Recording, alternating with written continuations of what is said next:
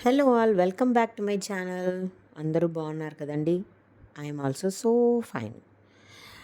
ఇక ఈ వీడియోలో ఈరోజు నేను ఒక సండే అలోన్గా ఇంట్లో ఎలా గడిపానో, ఎంత బోర్గా ఫీల్ అయ్యానో మీతో షేర్ చేస్తున్నాను. అలాగే నేను సండే ఏమేం పనులు చేశాను, ఏమేం వంటలు చేశాను, అవి కూడా షేర్ చేస్తున్నాను. ముందుగా ఇక్కడ పొద్దున్నే వాషింగ్ మిషన్ వేసాను, బట్టలన్నీ డ్రై చేశానండి. ఈలోపు వర్షం పడేటట్లు ఉండిందనమాట. అందుకని ఒకసారి వెళ్ళి చెక్ చేసుకొచ్చాను. బట్ వర్షం అయితే పడలేదు, ఎండగానే ఉండింది. ఇక ఇక్కడ నేను చూపిస్తున్న వస్తువు చాలా యూస్ఫుల్ అండి. ఇదేంటంటే బ్రూమ్ స్టిక్ హోల్డర్. అంటే చీపుర చేటని ఆర్గనైజ్డ్గా పెట్టుకోవడానికి వాడే ఒక ఐటెం అనమాట. చీపురుని చాట్‌ని మామూలుగా ఇంటి మూలల్లోనో, తలుపు చాటునో పెడుతూ ఉంటాం. అలా కాకుండా ఇలాంటి బ్రూమ్ స్టిక్ హోల్డర్ తెచ్చుకున్నాం అనుకోండి, చక్కగా మనం చీపురుని, చాట్‌ని కూడా నీట్‌గా ఆర్గనైజ్ చేసుకోవచ్చు. నాకైతే ఎక్కడంటే అక్కడ చేట, పొరక పెట్టేయడం, అదే అండి చీపుర పెట్టేయడం ఇష్టం ఉండదు. సో, ఒక హోల్డర్ తెచ్చుకున్నాను. నీట్‌గా అందులో ప్లేస్ చేసుకున్నాను. నాకు నచ్చింది. మీకు కూడా నచ్చుతుందేమో! నచ్చిన వాళ్ళు కొనుక్కుంటారని నేను చూపిస్తున్నానండి. అది అమెజాన్‌లో ఉంటుందనమాట. మీరు లింక్ ఉంటే షేర్ చేస్తాను. బట్ మీరే సెర్చ్ చేసి చూసుకోవచ్చు. బ్రూమ్ స్టిక్ హోల్డర్ అని నొక్కితే వచ్చేస్తుంది. నెక్స్ట్ ఏంటంటే ఈరోజు మెయిడు నాకు నామం పెట్టిందండి. అందుకే నేను నా పనులు నేను చేసుకుంటున్నాను. కాస్త ఫిజికల్ యాక్టివిటీ గూడా ఉంటుంది గనక వేరే ఆల్టర్‌నేటివ్ మెయిడ్‌ని ఎవరిని పిలవకుండా నేనే కొన్ని పనులు చేసుకుంటున్నాను. ఈరోజు పిల్లలైతే లేరు ఇంట్లో. పెద్దమ్మాయి ఏమో వాళ్ళ మేనత్త వాళ్ళ ఇంటికెళ్ళింది. చిన్నమ్మాయి ఏమో మా అమ్మ వాళ్ళ ఇంటికెళ్ళింది. మా హస్బెండ్ ఏమో బయట ఊరెళ్లారండి. సో, నేనొక్కదాన్నే ఇంట్లో ఉన్నాను ఈరోజు. సో, అస్సలు వంట జోలికి ముందుగా వెళ్ళలేదండి ఈరోజు సండే అయినా కూడా. మటన్, పాయ అన్నీ తెచ్చుకున్నాం. బట్ పిల్లలు లేరు, సార్ లేరు. ఇక వాళ్ళంతా కూడా లంచ్ టైమ్‌కో, డిన్నర్ టైమ్‌కో మీట్ అవుతామని చెప్పారు. మరి ఇంకెందుకు కంగారని చెప్పి నేను హౌస్ హోల్డ్ వర్క్స్ అయితే మొదలుపెట్టేశాను. ఇదేమో క్యాస్ట్ ఐరన్ క్యాస్ట్రోల్ అండి. చాలా బావుంది. 3000 రూపీస్ పడింది నాకు డిస్కౌంట్‌లో. ఇది నేను కూడా అమెజాన్ నుంచో నేను మింత్రా నుంచి తెచ్చుకున్నానండి. చక్కగా ఉంటుంది. క్యాస్ట్ ఐరన్ వాడమని అంటున్నారు కాబట్టి నాన్ స్టిక్ అంతా కూడా అవాయిడ్ చేస్తూ వస్తున్నానండి. సో, క్యాస్ట్ ఐరన్ తెచ్చుకున్నాను. క్యాస్ట్ ఐరన్ క్యాస్ట్రోల్ చాలా బావుంది. చూడటానికి కూడా పాష్‌గా ఉంది అండ్ వెరీ యూజ్‌ఫుల్. బట్ చాలా వెయిట్ ఉంటుంది. బట్ బేరబుల్లే. సో, ఇలాంటి వస్తువులు మాత్రం నేనే ఎప్పుడూ క్లీన్ చేసుకుంటానండి. పనోళ్ళ జోలికైతే ఇవ్వను. ఇక లంచ్ టైమ్ వచ్చేసిందండి. యాక్చువల్లీ బ్రేక్‌ఫాస్ట్ నేనసలేమీ చేసుకోలేదు. ఆకలైతే ఒక మంచి ఆమ్లెట్ వేసుకొని తిందాం అనుకున్నాను గానీ, ఇంట్లో ఎవరు లేరు గాబట్టి నాకు అస్సలు ఆకలనిపించలేదు. జస్ట్ వాటరు, ఒకసారి టీ అయితే తీసుకున్నాను. ఆ తర్వాత డైరెక్ట్ లంచ్ లోకి వెళ్ళిపోదాం అని చెప్పి ఫస్ట్ పాయాన్ని కొంచెం పసుపు, ఉప్పు వేసి ఉడకబెట్టుకున్నానండి. ఆ పాయ సరిగ్గా ఉడకదని చాలామంది అంటుంటారు. హార్డ్‌గా ఉంటుంది. ఎన్నో విజిల్స్ పెట్టాము. అయినా ఉడకట్లేదని.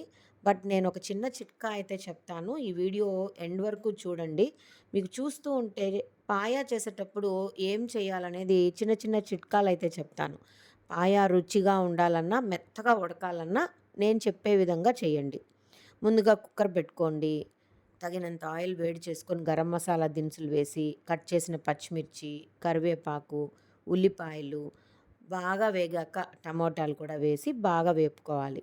ఆ తర్వాత తగినంత పసుపు, అల్లం వెల్లుల్లి పేస్ట్ కూడా వేసి చక్కగా మగ్గనివ్వాలి. ఇప్పుడు ఆనియన్స్ తొందరగా మగ్గాలంటే ఏం చేయాలండి? ఉప్పు కొంచెం యాడ్ చేయాలి. ఇది గూడా ఒక మంచి టిప్పే. ఆ తర్వాత పాయ ఉడకబెట్టేటప్పుడు అది మెత్తగా రావాలంటే ఏం చేయాలో నేను ఇంకొక టిప్ చెప్పాను. కాస్త వెయిట్ చేసి చూడండి. వీడియోలో నేనేం చేస్తున్నానో బాగా గమనించండి. టమోటాలు, ఆనియన్స్, పచ్చిమిర్చిని అల్లం వెల్లుల్లితో పాటు వేసి బాగా వేపుకుంటున్నాను. ఆ తర్వాత మన స్పైసీ లెవెల్స్‌కి తగినంత కారము, ధనియాల పొడి యాడ్ చేసుకోవాలి. గరం మసాలా పొడి ఉంటే కూడా యాడ్ చేసుకోండి. అదంతా మన ఇష్టమే. వంట తెలియని వాళ్ళు ఎవరండి ఈ కాలం యూట్యూబ్‌లో వచ్చేసాక మంచి కుకింగ్ ఛానల్స్ సెర్చ్ చేసి మరి రెసిపీస్ చేసేసుకుంటున్నాం. ఇక్కడ ఇంకో చిట్కా ఉంది. అల్లం వెల్లుల్లి పేస్ట్ వేశాక పచ్చివాసన పోయేదానికి హాఫ్ కప్పు వాటర్ అయితే యాడ్ చేసుకోండి. అప్పుడు పచ్చివాసన అనేది ఉండదు. ఇక పాయ బాగా ఉడకాలంటే నేను చూపిస్తున్నట్టు కొబ్బరి తీసేసిన కొబ్బరి చిప్పను లేదా కొబ్బరి చెక్కను యాడ్ చేసుకోండి. అప్పుడైతే పాయ మెత్తగా ఉడుకుతుంది. దాంతో పాటు హాఫ్ స్పూన్ బేకింగ్ సోడా అంటే మనం ఇడ్లీ సోడా అంటాం గదా! అది కూడా వేయండి. చాలా మెత్తగా ఉడికిపోతుంది. ఇప్పుడు నేను పాయ అలానే ఉడికించుకున్నాను. ఇప్పుడు కూర చేసి కూడా మళ్ళీ ఒక 3 విజిల్స్ పెడతాను. అందుకే మళ్ళీ కొబ్బరి చిప్పను యాడ్ చేస్తున్నాను. సో, చూసారు గదండీ! ఈ కూర చేసేటప్పుడు 3 టిప్స్ చెప్పాను. ఒకటి ఆనియన్స్ బాగా మగ్గాలంటే, పంటి కింద కరకర అని రాకుండా మెత్తగా అవ్వాలంటే, ఆనియన్స్ వేపేటప్పుడు కాస్త సాల్ట్ యాడ్ చేసుకోవాలి. పాయ ఉడికించేటప్పుడు కొబ్బరి తీసేసిన కొబ్బరి చిప్పను కొంచెం ఒక హాఫ్ స్పూన్ బేకింగ్ సోడాని కూడా యాడ్ చేసి, పసుపు, ఉప్పు, నీళ్లు పోసి ఉడికించుకుంటే పాయ మెత్తగా ఉడికిపోతుంది. ఇంకా మూడో టిప్పొచ్చి అల్లం వెల్లుల్లి మసాలా. నాన్ వెజ్ అండ్ వెజ్ రెసిపీస్‌లో ఎప్పుడు చేసినా కూడా అల్లం వెల్లుల్లి మసాలాలో పచ్చివాసన రాకూడదు అంటే, నూనెలో వేశాక కొంచెం వాటర్ యాడ్ చేసి బాగా కలుపుకున్నారంటే, ఆ పచ్చివాసన అంతా పోతుందండి. సో, 3 టిప్స్ చెప్పాను. బాగా ఫాలో అవ్వండి. ఇంతలో పాయా కూర గూడా అయిపోయింది. ఆ తర్వాత కొన్ని స్నాక్స్ తెప్పించుకున్నానండి రాఘవేంద్ర స్వీట్స్ తిరుపతి నుంచి. మిక్స్చరు, బెల్లం గవ్వలు, ఓం పొడి ఇలాంటివన్నీ తెచ్చుకున్నాను. ఎందుకంటే అప్పుడప్పుడు మేము తినడానికి, ఇంటికొచ్చిన వాళ్ళకి పెట్టడానికి. సో, ఇవన్నీ కూడా ఈ రూ. 129 డీమార్ట్ ప్లాస్టిక్ స్టోరేజ్ కంటైనర్‌లో స్టోర్ చేసుకుంటున్నారు. నేనెందుకు చూపిస్తున్నానంటే ఇది వైడ్ రేంజ్ ఆఫ్ కంటైనరు. దీంట్లో స్టోరేజ్‌కి బాగా ఉంటుందనమాట స్పేస్. తర్వాత లిడ్ గూడా ఎయిర్ టైట్. మనకు చాలా చక్కగా యూజ్ అవుతుంది. సో, అందుకని అందులోనూ రీజనబుల్ ప్రైస్ రూ. 129. సో, మీరందరూ గూడా కొనుక్కోవచ్చు. ఇది డీమార్ట్‌లో అవైలబుల్‌గా ఉంది. ఇలాంటి బాక్స్‌లోనే నేను దేవుడికి పూలు కూడా స్టోర్ చేసుకొని ఫ్రిడ్జ్‌లో పెట్టుకుంటానండి. ఎన్ని రోజులైనా సరే కింద ఒక టిష్యూ పేపర్ వేసేసి బాక్స్‌లో ఆ తర్వాత పూలు వేసి దానిపైన ఒక టిష్యూ పేపర్ వేసి లిడ్ పెట్టేసామంటే ఫ్రిడ్జ్‌లో కనీసం అంటే 1 వీక్ అయినా గూడా పూలు చెక్కు చెదరకుండా ఫ్రెష్‌గా ఉంటాయి. సో, ఇంకా మాకు తెలిసిన వాళ్ళు పూతరేకులు తెచ్చిచ్చారు. సర్ది పెట్టుకుంటూ ఉన్నానండి. ఈలోపు కొన్ని కప్సు, సాజర్సు, కొన్ని చిన్న చిన్న ఆహ్, వ వెసల్స్ అన్నీ గూడా క్లీన్ చేసేసుకున్నాను. అలాగే కొన్ని వెజిటబుల్స్ తెచ్చున్నాను. అవన్నీ గూడా క్లీన్ చేసి అల్లం ఇలాంటివి మట్టి అంతా పోయే వరకు బాగా క్లీన్ చేసి డ్రై మ్యాట్ పైన పెట్టేశాను. ఇక సాయంత్రం అయిందండి. లంచ్ అవర్ గూడా అయిపోయింది. ఎవరు రాలేదు. సాయంత్రం వస్తాం మమ్మీ ఒకేసారి డిన్నర్ టైంకి. కజిన్స్ అందరూ కలిసాము. చక్కగా హ్యాపీగా ఎంజాయ్ చేస్తున్నాం అని జెప్పారు. సరే నేనైతే మంచి అల్లము, ఒక ఇలాచీ వేసి టీ చేసుకొని తాగేశానండి. ఆ తర్వాత కొన్ని గ్రాసరీస్ తెచ్చిపెట్టున్నాను. చాలా రోజులుగా సర్దుకోలేదు. అవన్నీ కూడా కంటైనర్స్‌లో వేసేసాను. ఇల్లంతా కాస్త డస్టింగ్ జేసుకొని కొంచెం రిలాక్స్ అవుతూ ఉన్నాననమాట. అప్పుడప్పుడు కాస్త దేవుడి పాటలు పెట్టుకుంటాను.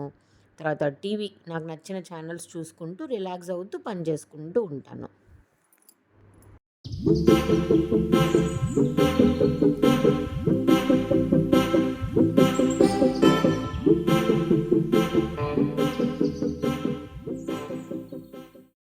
నాకు ఆయిల్ కంటైనర్స్ ఎన్నున్నా కూడా ఈ స్టీల్ ఆయిల్ కంటైనర్ అంటేనే ఇష్టం అండి. 1 లీటర్ కెపాసిటీ ఇది. ఆహ్, అంటే వాటర్‌కి కూడా యూజ్ చేస్తారు ఇలాంటి కంటైనర్స్‌ని. బట్ నేనైతే ఆయిల్‌కి యూజ్ చేస్తున్నాను. నాకు easy to clean and easy to use అనిపిస్తుంది. ఆ తర్వాత ఈ స్పైస్ పౌడర్స్ అన్నీ కూడా మళ్ళీ ఫిల్ చేసుకున్నాను. ఇక హ్మ్, సాయంత్రం అయిపోయింది. ఆల్మోస్ట్ 7:00 అవుతోంది. ఇంక పిల్లలందరూ వస్తారని చెప్పి మటన్ చేస్తున్నానండి. మటన్ ఆల్రెడీ పసుపు, ఉప్పు వేసి బాయిల్ చేసి పెట్టేశాను. ఇప్పుడు కొంచెము మసాలా డ్రై పౌడర్ ఆహ్, రెడీ చేసుకుంటున్నాను. అదేంటంటే ఒక 4 స్పూన్స్ ధనియాలు, ఒక 4 ఎండుమిరపకాయలు, ఒక స్పూన్ జీలకర్ర, తర్వాత కొంచెం చెక్క, లవంగం, ఇలాచి అయి కలిపి డ్రై రోస్ట్ చేసుకొని పౌడర్ చేసి పెట్టుకోవాలి. కాస్త వాటర్ ఏసి కూడా పేస్ట్‌గా గూడా చేసుకోవచ్చు. తర్వాత ఉడికించిన మటన్‌ని ఆయిల్‌లో బాగా వేపేసి మళ్ళీ పొడి జల్లేస్తామనమాట. ఉడికించిన మటన్ నీళ్ళు ఉంటాయి గదా! అది గూడా దీంట్లో కాస్త యాడ్ చేసుకుంటే డ్రై అయ్యే వరకు బాగా ఆయిల్ రోస్ట్ అయ్యే వరకు చేసుకున్నామంటే మటన్ రోస్ట్ రెడీ అయిపోతుంది. దీంట్లో స్పెషాలిటీ ఏంటంటే, ఇందులో నేను కొన్ని క్యాష్యూ నట్స్ వేశాను.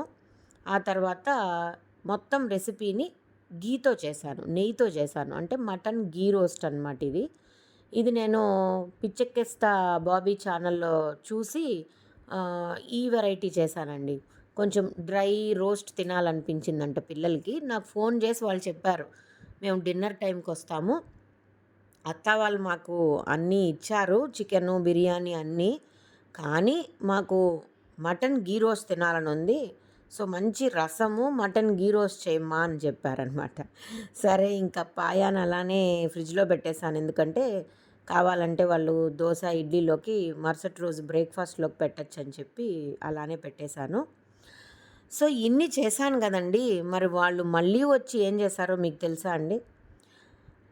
మాకు అక్కడ, ఇక్కడ నాన్ వెజిటేరియన్ అంతా తిని అసలు కడుపులో వికారం అయిపోయిందమ్మా. ఇంకా ఎగుటనిపించేసింది. ఇప్పుడు మటన్ ఘీ రోస్టు తినము, పాయా తినము. మాకు మంచి ఘీ పొంగల్ కావాలి.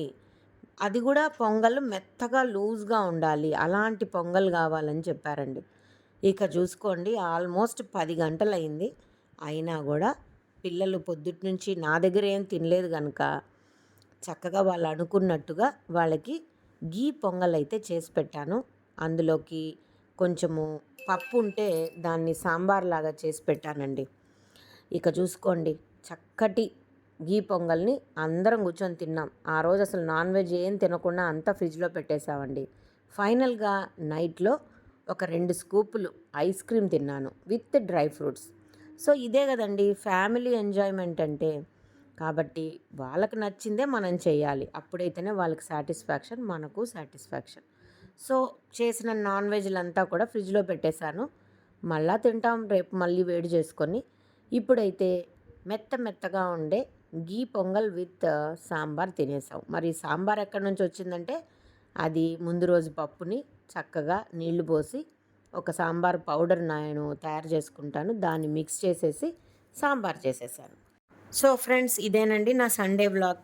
మీకు ఈ వీడియో నచ్చుంటుంది అనుకుంటున్నాను. నచ్చితే ఒక లైక్ చేయండి.